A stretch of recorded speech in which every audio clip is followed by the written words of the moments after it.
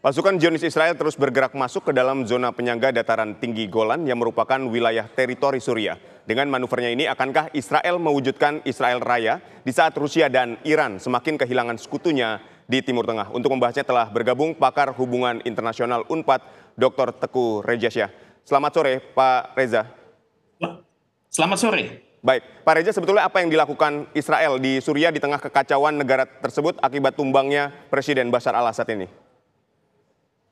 Israel sangat lihai menggunakan momentum ya. Pada saat negara-negara di Timur Tengah tercerai-berai, kemudian mereka tidak bersatu secara bilateral, regional maupun di PBB, maka Israel berhasil mempraktekkan sesuatu yang dalam teori itu namanya gunboat policy.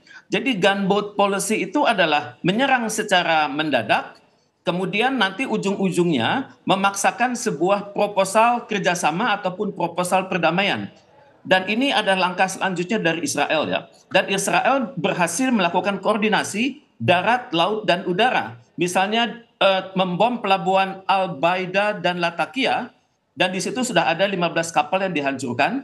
Kemudian angkatan udaranya menyerang setidaknya 350 target yang dikatakan adalah guna menjamin tidak munculnya lagi kekuatan-kekuatan ekstremis dan juga mencegah kedepannya Syria menjadi musuh Israel. Kemudian juga Israel, Menteri Pertahanannya mengatakan yang kita hancurkan adalah instalasi strategis yang berpotensi mengganggu Israel di kelak kemudian hari. Jadi dalam kenyataannya 350 target tersebut adalah bandara, kemudian stasiun-stasiun militer, pusat-pusat senjata, ruang amunisi, dan instalasi peluru kendali yang menurut Israel harus dikuasai agar tidak jatuh ke tangan pemberontak. Cuman masalahnya sekarang, keadaan sekarang sudah membuat Israel pada posisi di atas angin. Konsepsi Israel Raya itu semakin menjadi, di mana sekarang ada kecenderungan Israel memperluas wilayahnya. Utara selatan yang dari batas-batas utara dan selatan Israel yang sekarang asalnya adalah 424 km itu akan diperluas. Kemudian perbatasan timur dan barat yang asalnya 114 km juga akan diperluas. Kemudian perbatasan barat dan timur yang 15 km itu akan diperluas. Kemudian hal ini terlihat dari kemampuan Israel melakukan pemboman atas wilayah-wilayah seperti Aleppo yang semakin mendekat ke Turki. Jadi ini membenarkan teori bahwa Israel Raya itu berpotensi terbentuk karena setelah ini sasaran selanjutnya adalah Yordania, Lebanon, Turki, dan Irak. Cuman ini secara bertahap, yang paling lemah adalah Lebanon, kemudian Syria. Jadi untuk hal ini ya Israel tampaknya pelan-pelan akan semakin memperluas wilayah dan dunia juga tidak mengkritik hal itu. Baik, Pak Reza. Di mana Menteri Luar Negeri Amerika Serikat Antony Blinken hanya mengatakan kelompok yang sekarang berkuasa, kelompok yang sekarang menguasai wilayah Syria tersebut, yakni Hayat Tahrir al-Syam, itu dikhawatirkan tidak mampu melindungi kelompok-kelompok minoritas yang ada di situ. Kalau dalam waktu beberapa hari yang dikatakan oleh Antony Blinken ini terwujud, maka tidak mustahil akan ada serangan lebih lanjut oleh Amerika ini kali. Ya. Dan persiapan itu sudah kelihatan. Misalnya kalau kita lihat New York Times mengatakan jangan sampai terjadi power vacuum, karena power vacuum atau kekosongan kekuasaan akan menimbulkan ekstremisme. Dan ekstremisme adalah kata-kata kunci yang berdekatan dengan terorisme yang bisa diberangus secara tiba-tiba oleh Amerika Serikat. Baik. Jadi kita melihat bahwa situasi di Syria ini tidak menjadi lebih baik. Ya. Dari lubang buaya mereka berhadapan dengan kandang macan. Baik, Pak Reza, itu yang ingin saya tanyakan. Lalu bagaimana dengan masa depan Suriah di bawah kepemimpinan atau kelompok oposisi HTS ini nantinya? Mengingat kalau kita lihat bahwa Israel ini kan juga menginvasi dengan sangat luar biasa. Jadi bagaimana masa depan masa depan Suriah sepeninggalan dari Bashar al-Assad ini? Kalau saya melihat target-target pemboman yang dilakukan oleh Israel itu sudah tidak menyisakan lagi potensi militer untuk bahkan potensi militer untuk mempertahankan diri juga tidak ada begitu.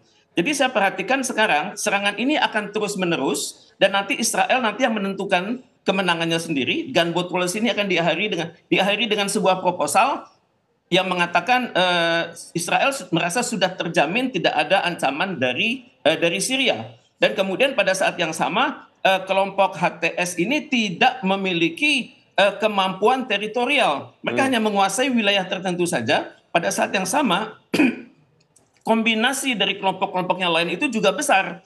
Jadi saya khawatir HTS ini sedang euforia juga begitu. Mereka berpikir kemenangan jangka pendek, tidak berpikir malapetaka masa depan. Karena yang dipertaruhkan adalah 22 juta rakyat Syria yang sekarang berpotensi eksodus ke sekeliling Syria. Dan ini akan menjadi masalah baru, masalah kemanusiaan di dunia.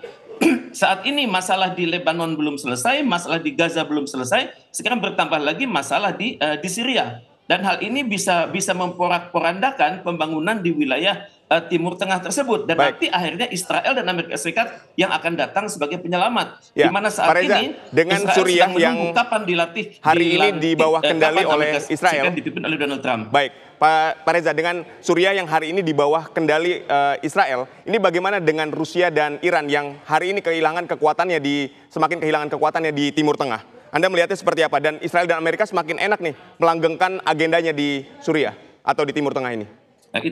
Nah, itu yang terjadi. Dan ini juga merupakan pelajaran yang sangat mahal bagi negara manapun di Timur Tengah.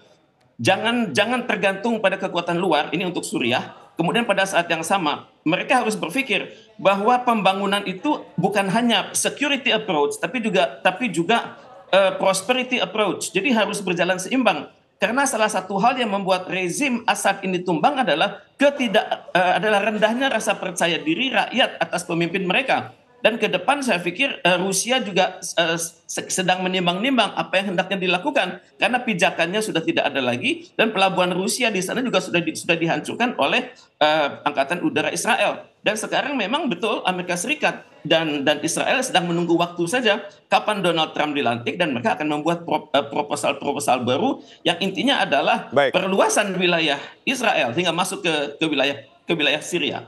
Baik, terima kasih Pak Reza atas informasi dan analisisnya terhadap segmen ini. Serangan terhadap Suriah dan Zionis ini berusaha untuk mewujudkan Israel Raya di sana. Nanti kita masih akan sama-sama menyaksikan. Sekali lagi terima kasih, sehat dan sukses selalu untuk Pak Reza.